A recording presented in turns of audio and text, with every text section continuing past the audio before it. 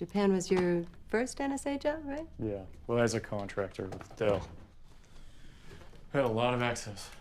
And why'd you go back after Geneva? Because of the money and because I wanted to live in Japan. And because of Obama, actually. You know, I thought things were going to get better with him. I was wrong.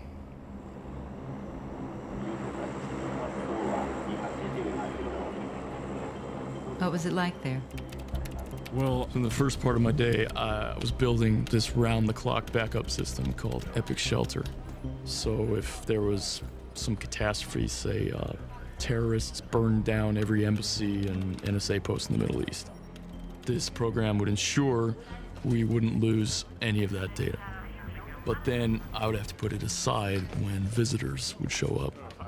NSA wanted to impress the Japanese, show them our reach. They loved the live drone feeds. This is over Pakistan right now. They were not as thrilled to learn that we wanted them to help us spy on the Japanese population. They said it was against their laws. Of course, we tapped the entire country anyway.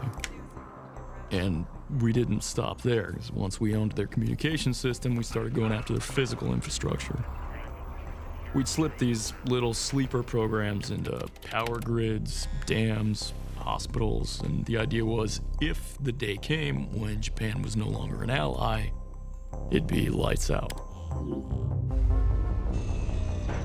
And it wasn't just the Japanese. We were planning malware in Mexico, Germany, Brazil, Austria.